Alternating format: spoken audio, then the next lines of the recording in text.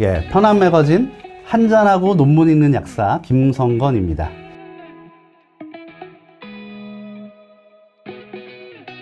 건강, 의약품, 건강기능식품 너무 가짜뉴스도 많고요. 과장된 부분도 있고 정말 생뚱맞은 자료도 제가 많이 봤거든요. 그래서 그런 부분들을 논문으로 현재까지 나와 있는 연구 결과는 이겁니다. 정보를 드리도록 하겠습니다. 그래서 오늘은요, 첫날이고 최근에 위고비 관련돼서 제가 오늘 쭉 한번 설명을 드리고 비만과 관련된 내용도 제가 쭉 한번 설명을 드려보겠습니다. 최근에 위고비가 상륙을 했죠. 그전에는 삭센다가 쓰였고요. 이제 돈이 가격이 얼마냐, 누구나 쓸 수 있는 건가, 여러 가지 물음이 있죠. 그래서 위고비에 대해서 먼저 설명을 드릴게요. 위고비는 일주일에 한 번 정도 이제 배에 PRO에서 인슐린 주사라고 보시면 돼요. 그 형태이고요. 그리고 삭센다도 마찬가지인데 삭센다는 하루에 한 번이고요. 이들은 GLP-1이라고 하는 그 단백질 호르몬과 유사한 구조를 가진 약물이에요. 그래서 GLP-1이라고 하는 거는 식사를 하면 위내로 그 음식물이 들어오죠. 위에서 GLP-1이라고 하는 호르몬이 분비가 되고요. 그 분비가 되는 GLP-1이 뇌내에 포만감을 느끼게 함으로써 식사량을 좀 더 줄이는 그런 쪽으로 전개가 됩니다. 원래 우리 몸은 그렇게 시스템화 되어 있기 때문에 단 수분이면은 효과가 없어져요. 그런데 이 삭센다 같은 경우는 그 구조를 약간 바꿔가지고 24시간 동안 약효가 지속되게끔 그렇게 설정이 되어 있고요. 위고비 같은 경우는 일주일 동안 가게끔 설정이 되어 있습니다. 그래서 위고비나 삭센다를 맞으면 식욕이 떨어지고요. 거기다가 플러스로 소화관 운동이 좀 저하가 되니까 포만감을 좀 더 쉽게. 삭센다랑 위고비는 당뇨병 치료제로 개발이 됐습니다. GLP-1이라고 하는 게 인슐린 분비를 또 도와주는 역할을 하거든요. 인슐린이 분비가 돼야지 혈중에 있는 포도당을 근육이나 간으로 옮겨줍니다. 그러니까 혈당을 낮춰주는 역할을 해줘요. 실험을 하다가 보니까 이거 살도 좀 빠지는데 식욕도 떨어지는데 이런 것들이 연구자들한테 걸린 거죠. 그래가지고 다이어트 치료제로 FDA 미국 식약처에 승인을 받습니다. 위고비나 삭센다를 맞았을 때 주의할 영양제나 음식 같은 게 있을까? 일단은 음식은 그렇게 영향을 받지 않습니다. 음식은 아무거나 다 드셔도 되고요. 단 주의를 해야 할 영양제는 있을 것 같아요. 주의를 해야 될 영양제는 바로 식이섬유입니다. 프리바이오틱스예요. 차전자피 같은 거예요. 왜냐하면 이 위고비나 삭센다가 기본적으로 뇌에 포만감을 주는데 다른 기전으로 포만감을 주는 게 뭐냐면 위장관 운동을 느리게 합니다. 위장관 운동을 느리게 하면 포만감이 오래 가는 거예요. 포만감이 오래 가는데 그 단점은 뭐냐면 음식물이 위장관에 오래 있기 때문에 소화가 잘 안 되고 가스가 찬다던가 이런 부분들이 있는데 프리바이오틱스를 많이 섭취를 했을 때 물을 많이 안 먹으면요 소화가 오히려 안 돼요. 체내에 굉장히 오래 머물러 있게끔 되고 그 성질 자체가. 그런데 삭센다나 위고비를 맞았을 때 과도하게 식이섬유나 이런 것들을 섭취를 하면 그런 부작용이 더 극대화되겠죠. 그렇기 때문에 삭센다나 위고비를 먹었을 때 기본적으로 소화기계의 운동이 굉장히 느려진다는 걸 감안을 하고 체내에 너무 오래 머무를 수 있는 식이섬유 같은 경우는 피하는 게 좋을 것 같아요. 굳이 장 건강을 걱정이 되시면 유산균 같은 걸로 커버를 하시면 될 것 같습니다. 그러면 위고비나 삭센다가 몇 살부터 맞을 수 있을까? 이런 부분들도 의문이 될 수 있죠. 물론 어린 학생들한테 권하지는 않을 겁니다. 근데 최근에 엊그저께 읽은 논문에 따르면 삭센다가 사춘기 학생들의 자살률을 떨어뜨린다는 거예요. 미국에서 삭센다 처방을 받은 비만인 학생들, 사춘기 학생들 12세부터 18세까지를 대상으로 해서 삭센다 또는 위고비를 맞은 학생들과 비만 학생들과 생활 습관을 변경해서 비만을 치료하고자 한 학생들 두 군을 비교를 했어요. 두 학생들 군을 비교를 해가지고 자살률이 어떤 변화가 있을까 했더니 실제로 삭센다나 위고비를 맞은 비만 학생들의 자살 생각, 자살 시도가 굉장히 많이 줄었다. 그 연구자들은 어떻게 평가하냐면 삭센다나 위고비를 맞았을 때의 어떤 비만을 치료할 수 있는 비만이 개선되는 효과에 만족감을 느껴서 아무래도 비만이 줄고 체중이 줄면 특히 사춘기 학생들은 외모에 관심이 많잖아요. 그래서 외모가 이렇게 체중 감량이 되면 외부적으로도 학교 가서도 되게 이렇게 만족감이 높아졌대요. 그래서 그런 부분들 때문인지 아니면 삭센다나 위고비가 뇌에 포만감을 주거든요. 뇌에도 영향을 줍니다. 근데 그런 부분들에서 어떤 긍정적인 효과가 있는 건지. 왜냐하면 이 자살 시도와 자살률 같은 경우는 우울감이나 불안감 때문에 오는 경우들이 굉장히 많고요. 우울증과는 완전히 그 비례 관계입니다. 자살률과 우울증과는. 그런데 우울증이나 불안증 같은 경우는 그 병리 기전이 뇌 내에 염증 반응이 심해지면은 우울증과 불안증이 증가할 가능성이 굉장히 높아집니다. 그렇기 때문에 삭센다나 위고비가 어찌 보면 뇌 내의 환경을 굉장히 개선해줘서 자살률을 막아준 건가? 앞에 첫 번째 이유 어떤 만족감의 증가 이거와 두 번째 삭센다와 위고비가 만약 뇌내 환경을 좋게끔 하면 또 자살률과 그러니까 우울감이 떨어지기 때문에 자살 시도로 이어지는 경향이 좀 더 줄 수 있지 않을까. 뭐 이 두 가지가 다 믹스가 될 수도 있고요. 그런데 또 흥미로운 것은 삭센다가 올해에 알츠하이머 환자들을 대상으로 한 임상 2상을 통과를 했어요. 처음에는 학자들은 이게 당뇨와 연관이 되어 있기 때문에 알츠하이머도 당뇨와 뇌내 당대사와 굉장히 영향이 있습니다.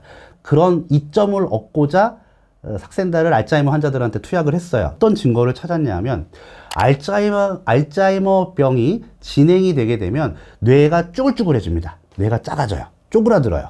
쪼그라드는데 삭센다를 맞은 그 알츠하이머병에 걸린 분들이 뇌가 쪼그라드는 정도가 굉장히 현저히 줄었다는 거예요. 삭센다가 인지능 개선과 관련된 동물 실험도 굉장히 많이 되어 있고요.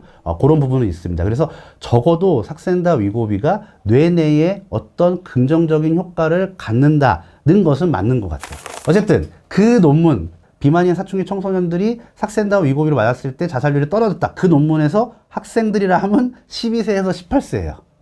그렇기 때문에 미국에서는 12세, 18세 애들한테도 삭센다나 위고비가 처방이 나온다는 겁니다. 그렇기 때문에 사용 연령은 그렇게 뭐 10대들한테 미성년자한테 뭐 쓰면 안 된다 이런 개념의 약은 아닙니다.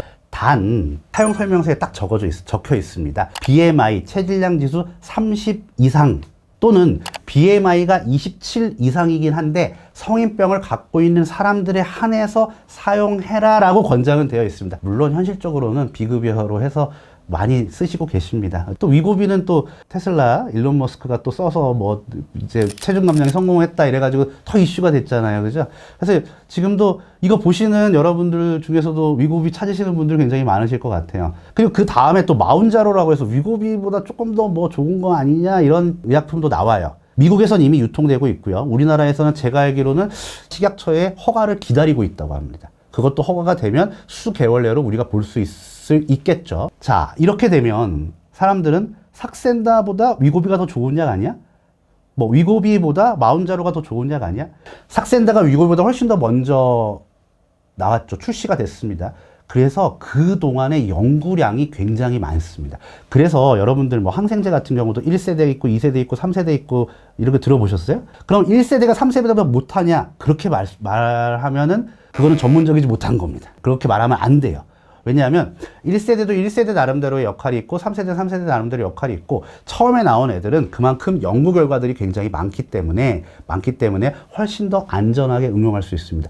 삭센다 같은 경우가 위고비보다 떨어지는 약이냐? 아니에요. 삭센다가 훨씬 더 연구가 많이 되어 있기 때문에 훨씬 더 안전하게 응용할 수 있고 물론 위고비가 삭센다의 데이터를 보고 그런 부분들을 충분히 빨리 따라잡을 수는 있지만 어찌됐든 그 뒤에 나왔고 뭐 효과가 뭐 삭센다보다 뭐 좋다 나쁘다 얘기를 하는데 근데 그거가 더 좋은 약이다 라고 얘기는 못하고요.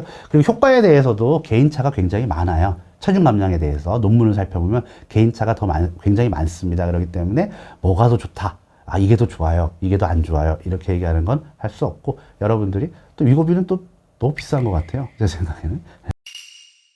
비만과 관련돼가지고 우리가 먹는 보조제들에서 뭐 잠깐 또 설명을 드리면 좀 분류를 해볼 수 있을 것 같아요. 에너지 대사를 증가시키는 소재들이 좀 있을 수 있고요. 장 건강과 관련된 소재들도 비만 치료에 도움이 될 수 있습니다.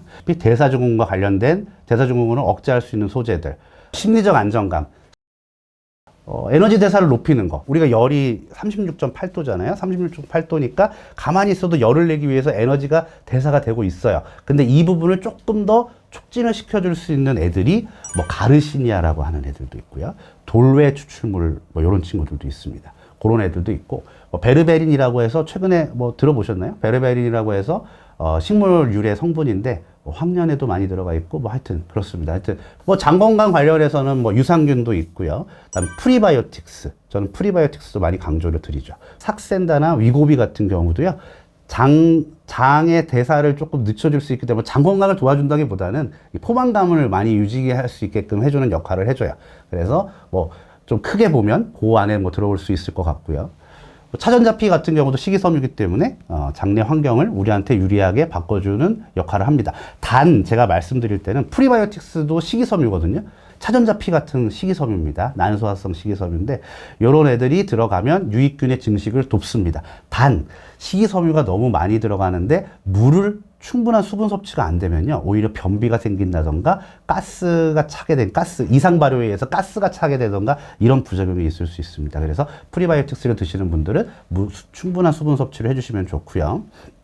그다음에 세 번째는 아까 제가 말씀드렸던 대사증후군에 빠지지 않게끔 인슐린 저항성을 억제할 수 있는 소재들도 다이어트에 도움이 될 수 있습니다. 바나바잎 같은 경우가 최근에 굉장히 많이 유통이 되고 있고 당뇨와 관련된 소재들이요. 당뇨를 억제할 수 있는 소재들이 대사증후군을 완화합니다. 왜냐하면 당뇨와 직관적으로 연결이 된 인슐린 저항성이 그렇게 생기면 혈중에 높아진 당들이 염증 반응을 유발하고 그런 부분들이 뭐 간에서도 안 좋은 역할을 하고 하여튼 뭐 당뇨, 혈압, 고지혈증 뭐 이런 부분들이 굉장히 다 영향을 받게 됩니다. 그래서 인슐린 저항성을 억제할 수 있는 그런 소재들이 우리가 다이어트 하는데 도움이 된다. 왜냐? 인슐린 저항성이 생기면 대사증후군이 생기고 대사증후군은 곧 우리가 비만으로 쉽게 접어들 수 있게끔 하는 체질이 되는 거기 때문에 대사증후군으로 가면 살이 굉장히 쉽게 찌게 됩니다. 실제로. 그렇기 때문에 인슐린 저항성을 막을 수 있는 뭐 실리마린도 간 기능 개선으로만 알고 있잖아요. 밀크시슬. 실리마린도 실제로 논문에 의하면 인슐린 저항성을 낮춰줍니다. 바나바도 그렇고요. 여주도 식물성 인슐린이라 그래가지고 굉장히 오래전부터 당뇨에 많이 먹었잖아요.